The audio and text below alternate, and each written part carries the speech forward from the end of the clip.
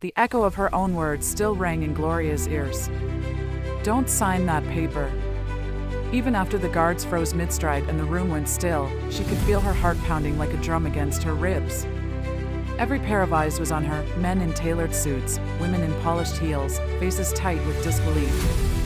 She wanted to disappear, yet something in her chest refused to let her retreat.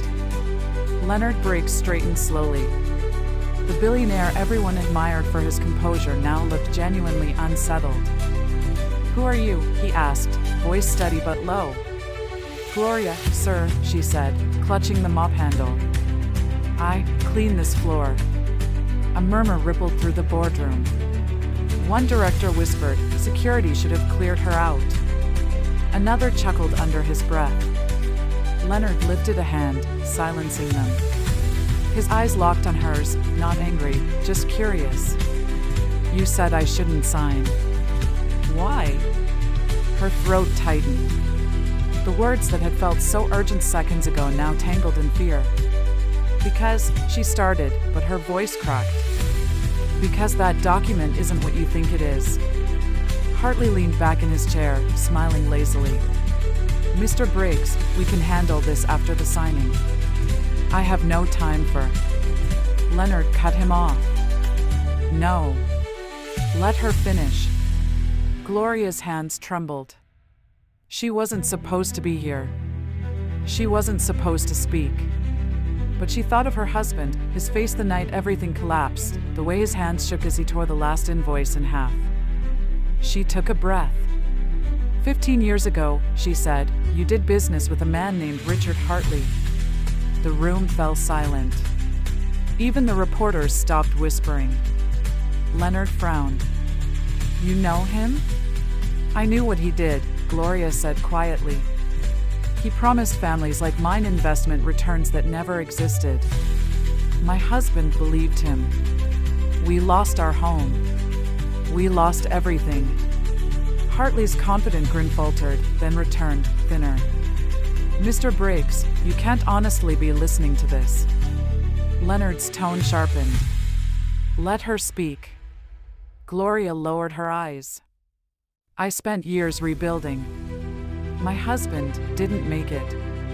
When I saw his name on that contract, I couldn't stay silent.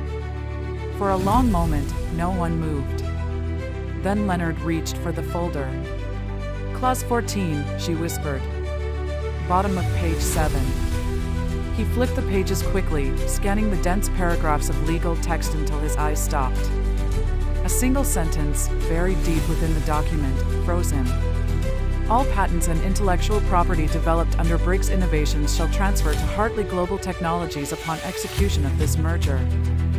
His jaw tightened. He looked up slowly. You are going to take my company. Hartley's laugh came out thin. Standard merger language. My lawyers. Your lawyers almost tricked mine, Leonard said flatly. He closed the folder and laid the pen on top of it. Meeting's over. The cameras clicked frantically. Security moved in, but this time it wasn't for Gloria. 2 guards approached Hartley instead. This is absurd, Hartley barked, but Leonard's voice cut through him like ice. Leave my building. Now. When the doors finally shut, the room exhaled. The reporters had been ushered out, the executives whispered excuses, and within minutes, only 3 people remained, Leonard, his assistant Clara, and Gloria, still clutching her mop like a shield. Leonard rubbed his forehead, exhaustion washing over him. You saved me from signing away 20 years of work. Gloria shook her head. I just told the truth. He studied her quietly. The woman before him was older than he'd first thought, lines etched from years of struggle, eyes carrying both grief and strength. How did you even notice that clause? I clean the printing rooms at night, she said. I saw the drafts.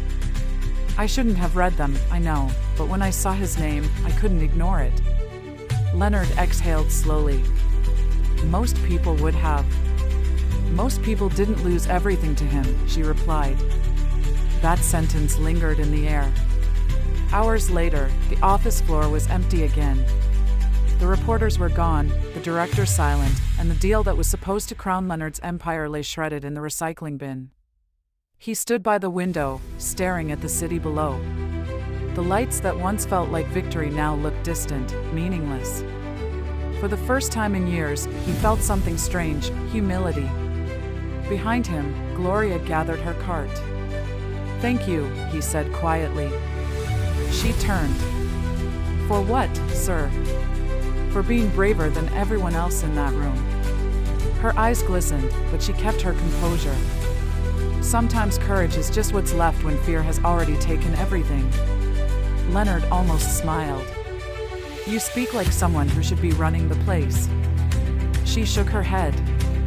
"I just keep it clean." He watched her walk toward the elevator, each step steady, deliberate. The faint sound of her cartwheels echoed down the hall until the doors closed behind her. Later that night, Leonard sat alone at his desk. He replayed every moment in his head, her trembling voice, the disbelief in his bored's eyes, Hartley's smirk. He opened the contract again and stared at the ruined papers. One line kept haunting him, transfer of ownership. He'd almost lost everything because he trusted signatures over instincts. He picked up his phone and called Clara. "Find out how that clause made it through legal," he said. "I want every draft reviewed." "Yes, sir," she replied. He hesitated, then added, "And see that Mrs. Gloria Mensa receives a month's paid leave." Quietly. When he ended the call, he leaned back, eyes closing. For the first time, he wondered how many people like her he'd walked past without noticing. Down in the staff locker room, Gloria changed out of her uniform. Her hands still trembled as she folded the black shirt, the company's logo stitched above the pocket. The other cleaners chatted softly, unaware of what had just happened upstairs. She stared at her reflection in the mirror, tired eyes, silver strands escaping her scarf. She thought of Matthew, her late husband, and whispered, "You can rest now." A single tear slid down her cheek, but this one felt different. It wasn't grief anymore. It was relief. Outside, dawn began to break over the city. The sun rose over the glass towers of Briggs Innovations, lighting the empty conference room where torn papers still littered the floor. A deal had died there tonight, but something else had begun. In the quiet, Leonard's words echoed softly, as if the building itself had heard them. Sometimes courage is just what's left when fear has already taken everything. And on the silent floor of a billionaire's empire, a janitor's voice had finally been heard. The morning sun washed over the city, painting the towers gold. Gloria walked home slowly, her shoes scuffing the pavement. Her shift was over, yet her mind was still trapped in that boardroom, in Leonard's shocked face, in Hartley's smirk. She thought it was over, that part of her life she'd buried deep. But the sight of that name had cracked open a door she'd spent 15 years trying to keep shut. As she turned the key to her small apartment, the memories came rushing back. 15 years earlier, Legos buzzed with promise. Back then, Gloria and her husband Matthew Mensa ran a modest logistics company, 2 trucks, 1 rented warehouse, and dreams bigger than both. Matthew had ambition in his bones. He worked dawn to midnight, believing hard work could rewrite destiny. One afternoon, he came home holding a glossy brochure. "Gloria, we've been invited into a partnership," he said, eyes bright. Across the cover, in bold letters, read, "Hartley Global Investment Group." The man behind it, Richard Hartley, was everywhere. Billboards, newspapers, radio interviews. His smooth voice promised opportunity. He said he wanted to empower small businesses with funding and international expansion. To Matthew, it sounded like a miracle. "Gloria, this is our chance," he'd said, gripping her hands. She'd smiled, trusting his faith. "If you believe in it, I do too." They mortgaged the house. Sold one of the trucks. Within months, they'd handed over everything to Hartley's growth fund. For a while, it looked real. Emails came with stamped documents. Meetings were held in hotel halls. Hartley even shook Matthew's hand, his gold watch glinting under the lights. "Partnerships like yours are the future," he'd said. But one morning, the phone lines went dead. By noon, the office building was empty. The website vanished. And Hartley? Gone. The government later called it a sophisticated fraud. Thousands of small business owners lost everything. Matthew was one of them. He tried to stay strong, telling Gloria he'd rebuild. But each week, new debts arrived. Each night, his silence grew heavier. Then one evening, she found him sitting at the dining table, staring at an unpaid bill. He looked up, eyes hollow. "I'm sorry, Gloria. I failed you." She never got to answer. He was gone before morning. The years that followed blurred together, police reports, debt collectors, whispers from neighbors who once envied them. Gloria sold what was left, moved into a one-room flat, and worked wherever she could, first as a cleaner in a market, then a factory, and eventually at Briggs Innovations. She raised her 2 children alone, feeding them on faith and discipline. Through it all, she carried one rule: never trust a man who promises too much too easily. 15 years later, when she walked into the CEO's office that night, that name, Hartley, had hit her like thunder. Her grip had tightened on the mob. Her pulse quickened. No, she had whispered to herself, staring at the folder. It can't be the same man. But she knew. The signature style, the arrogance in those printed words, it was him. The man who'd destroyed her world was about to destroy someone else's. She looked at the city through the glass windows, lights flickering like restless ghosts. The memory of Matthew's last words echoed softly, "I failed you." She wiped her eyes and stood taller. "Not this time," she whispered. "If it's him, I can't stay silent." And for the first time in 15 years, Gloria felt something stronger than fear: purpose. The news spread fast. Every major outlet ran the headline before noon. Briggs Innovations to merge with Hartley Global Technologies, a $1.2 billion power deal. Cameras swarmed the building entrance. Flashbulbs burst against tinted car windows. Inside, the energy was electric. Executives walked briskly through the corridors, phones pressed to their ears, talking about stock surges and expansion forecasts. On the top floor, Leonard Briggs stood before the glass wall of his office, hands clasped behind his back. Below him, the city looked small, like a map he already owned. He didn't smile. Leonard rarely smiled anymore.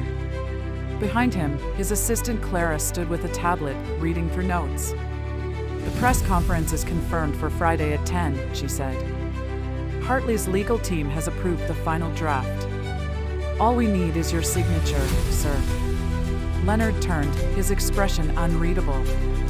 "Any concerns from our end?" "None that I can see. Our lawyers cleared the paperwork yesterday." "Good," he said. "The sooner this is done, the sooner we move on." Clara hesitated. "The board wants to accelerate the timeline. They think the delay makes us look uncertain." Leonard gave a faint smirk. "Let them talk. They forget who built this company from nothing." He picked up the contract folder and flipped through the pages, eyes scanning lines of legal jargon. He didn't notice the name that would soon haunt him. Downstairs, Gloria moved silently through the corridor, mop in hand. She'd avoided the executive floor since that morning, trying to calm her nerves. Yet curiosity gnawed at her. The entire building seemed obsessed with the merger. Workers whispered about bonuses, managers rehearsed speeches, and even the janitors talked about the billionaire with the golden pen. But Gloria didn't share their excitement. That name, Hartley Global, still twisted her stomach. As she emptied a trash bin outside the conference room, she heard voices through the half-open door. Inside, Leonard sat at the head of the table with 2 board members and a video call projected on the wall. Richard Hartley's face filled the screen, smooth smile, silver hair, the confidence of a man who'd never been told no. "Leonard, we're in the final stretch," Hartley said, voice slick and rehearsed. "This partnership will redefine innovation. Once we finalize the ownership transition, everything else will flow naturally." Leonard nodded. "As long as our patents remain protected, I'm satisfied." "Of course," Hartley replied, almost too quickly. "The paperwork already covers IP migration. Nothing to worry about. The phrase ownership transition echoed again. Clara was taking notes, her pen scratching quietly. Leonard leaned back. I trust your word, Richard. Logic says this partnership benefits both sides. Hartley's grin widened. Exactly what I love about you, Leonard, all logic, no drama. Business is about precision, not emotion. Leonard chuckled faintly. That's what makes it work. The call ended with polite farewells. Outside the door, Gloria's hands tightened on the mop handle. Ownership transition. IP migration. The words sent a chill through her. She knew that language. She'd seen it before, on the fake investment agreement Hartley made her husband sign 15 years ago. Different words, same poison. Her breath quickened. She pressed her back against the wall, trying to steady herself. She remembered Matthew's excitement the night he signed the papers. She remembered the silence that followed. When the board members exited moments later, Gloria slipped inside quietly. The contract sat open on the table, the pages still warm from use. She glanced down, scanning for those same words. There it was, Clause 14. The paragraph blurred through her tears, but she caught enough to know. This wasn't a merger. It was a takeover. Her chest tightened. She backed away, heart racing. Leonard's voice echoed faintly from his office, calm and confident, a man who thought logic made him safe. Gloria closed her eyes, whispering to herself. He's about to make the same mistake my husband did. And as she walked down the hall, her reflection trailed behind her in the polished floor, a ghost of a woman once fooled by the same man, now standing in the path of another. The next morning, the top floor of Briggs Innovations looked like a scene from a movie premiere. Bright lights, clicking cameras, polished suits, and champagne glasses balanced on trays. Reporters whispered in excitement as executives smiled for photos beneath a massive banner that read, Briggs Innovations plus Hartley Global Technologies, the future begins today. Leonard Briggs stood at the head of the long glass table, every inch the picture of control. His charcoal suit was perfectly pressed, his expression calm, confident. The exhaustion from the previous weeks was hidden behind the same polished mask he wore for every public appearance. Across from him sat Richard Hartley, silver hair gleaming under the lights, his charm as sharp as ever. He laughed easily with the board members, a man who had already decided victory belonged to him. The contract lay open between them, thick with promises and lies. At the far end of the room, almost invisible, Gloria wiped the edges of the marble floor, pretending to clean. Her mop stood beside her, but her eyes never left the table. Each word from Hartley felt like a blade reopening old wounds. Her pulse raced. She knew what was about to happen. The moment Leonard picked up the pen, her palms began to sweat. Every instinct screamed at her to speak, but fear glued her feet to the ground. One of the reporters leaned closer, camera flashing. Hartley grinned and said, "Let's make history, Mr. Briggs." Leonard nodded. "Let's do it." He uncapped the pen. And that's when Gloria's voice cut through the room like glass. "Sir, please don't sign that document." The sound froze everyone. The cameras stopped clicking. Conversations died mid-sentence. Dozens of heads turned toward the janitor standing by the door, clutching her mop like a weapon. The boardroom erupted in whispers. "Who let her in here?" someone snapped. Security moved instantly, but Leonard's voice stopped them cold. "Wait." He turned slowly toward her, eyes narrowing. "What did you say?" Gloria's voice trembled, but her resolve held. "Don't sign that paper, sir." Hartley's smile faltered, then returned, tighter this time. "This is ridiculous," he said smoothly. "Please, Mr. Briggs, continue. The staff can be dealt with later." But Leonard didn't move. There was something in her tone, something that didn't sound like arrogance or madness. It was fear. And truth. He stepped closer. "Who are you to interrupt a billion-dollar deal? She swallowed hard. My name is Gloria Mensa. I clean your offices. Her voice wavered, but she didn't back down. That man sitting across from you, Richard Hartley, he took everything from my family. The air thickened. Reporters leaned forward. The executives froze mid-motion. Hartley let out a soft laugh, but his eyes flickered. I don't know what story you're telling, but... Gloria raised her chin. 15 years ago, my husband trusted him. We invested in his company, believing every word he said. By the time we realized it was a scam, we'd lost everything, our home, our savings, and eventually, my husband's life. Gasps rippled through the room. Leonard's hand slowly lowered, the pen resting against the table. For the first time, his confident expression cracked. He turned his gaze toward Hartley, whose smile had gone stiff. Is this true? Leonard asked quietly. Hartley shifted in his chair. Baseless rumors. You can't take business advice from a janitor. But Leonard's curiosity had already taken root. He didn't believe in coincidences. And the look in Gloria's eyes, steady, haunted, desperate, told him this was no coincidence at all. Security, he said calmly, still watching Hartley, no one leaves this room. The murmurs turned to silence.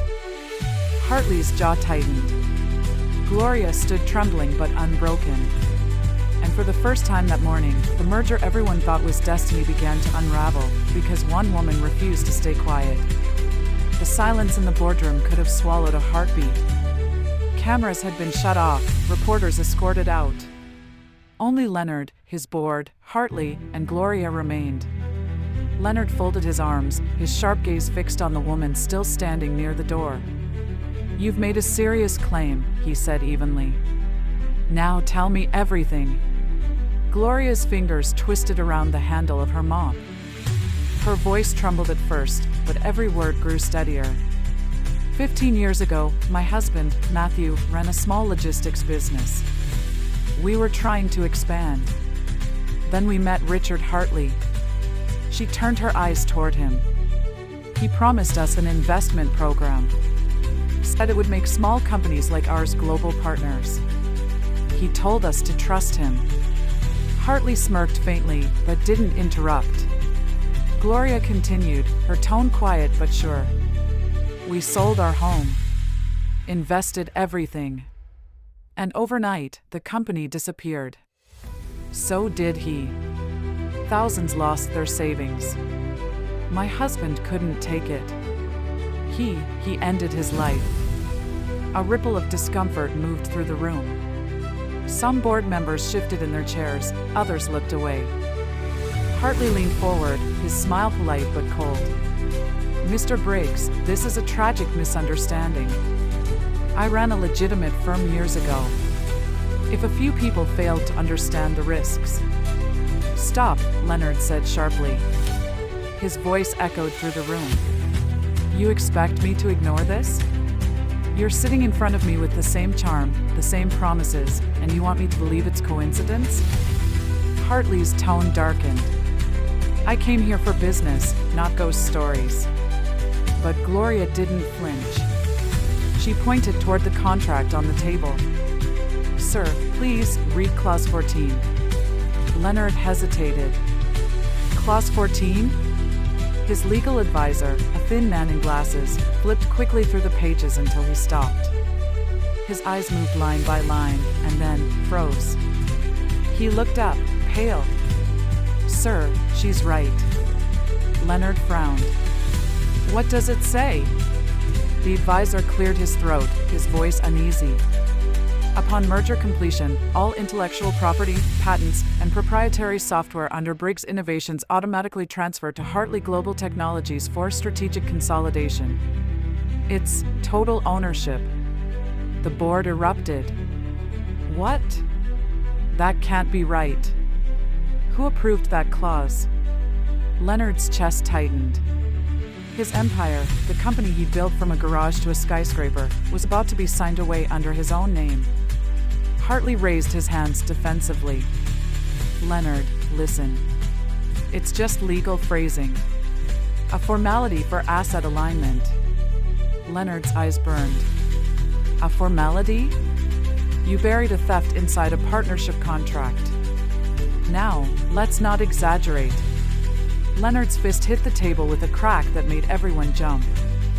I built this company from nothing. You thought you could waltz in and take it while smiling for the cameras? Hartley's smooth voice faltered. You're making a mistake. No, Leonard said, voice cold. The mistake was letting you through my door. He turned toward Gloria. She looked terrified yet unyielding. He nodded once, gratitude flickering beneath his anger. Then he picked up the contract, stared at the thick pages of deception, and slammed it down with finality. Meeting's over. Hartley's jaw tightened. You'll regret this.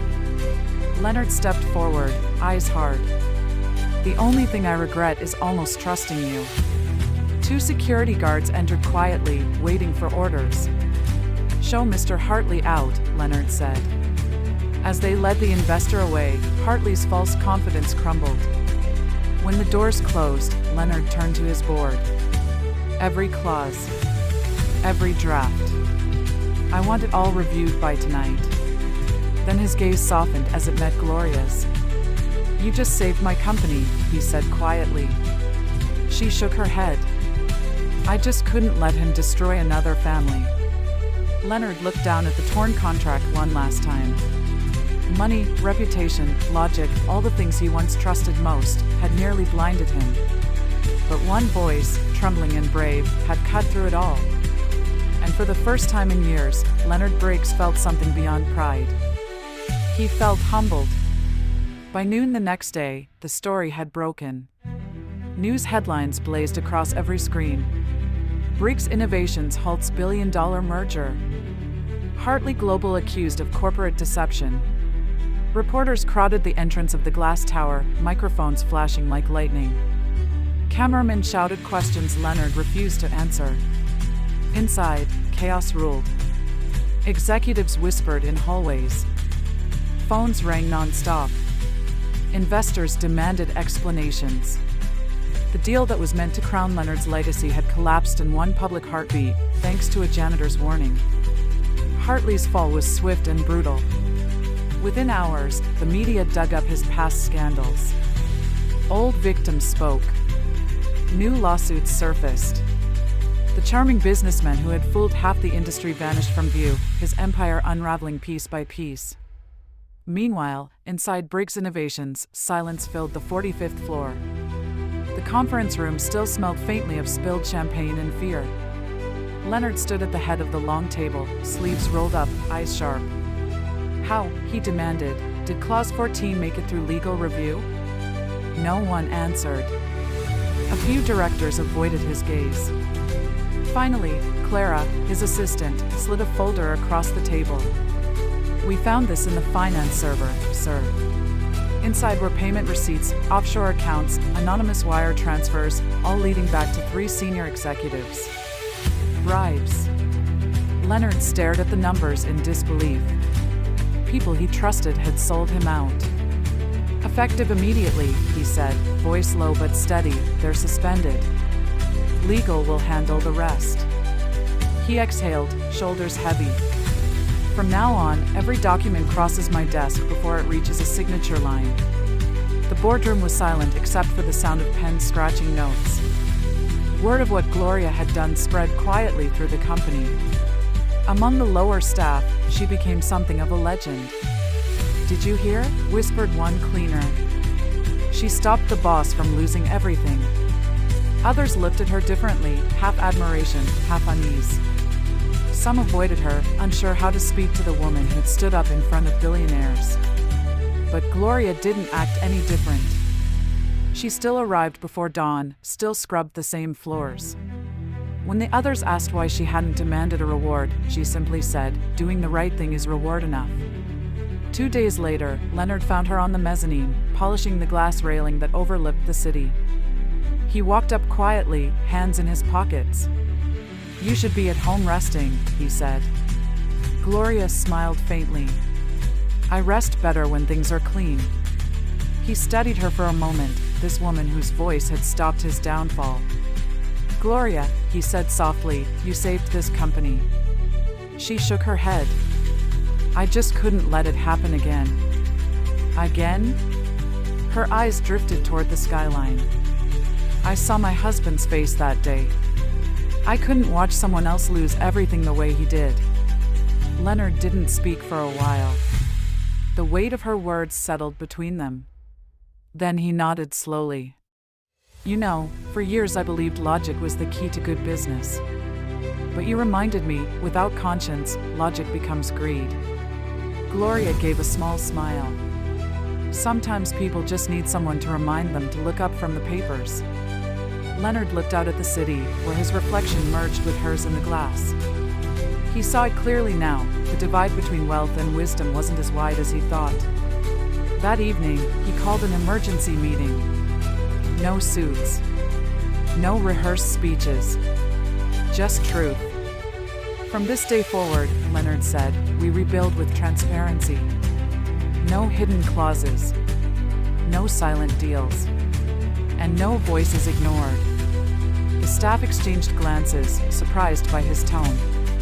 For the first time in years, Leonard Briggs didn't sound like a businessman giving a lecture. He sounded like a man learning to lead again.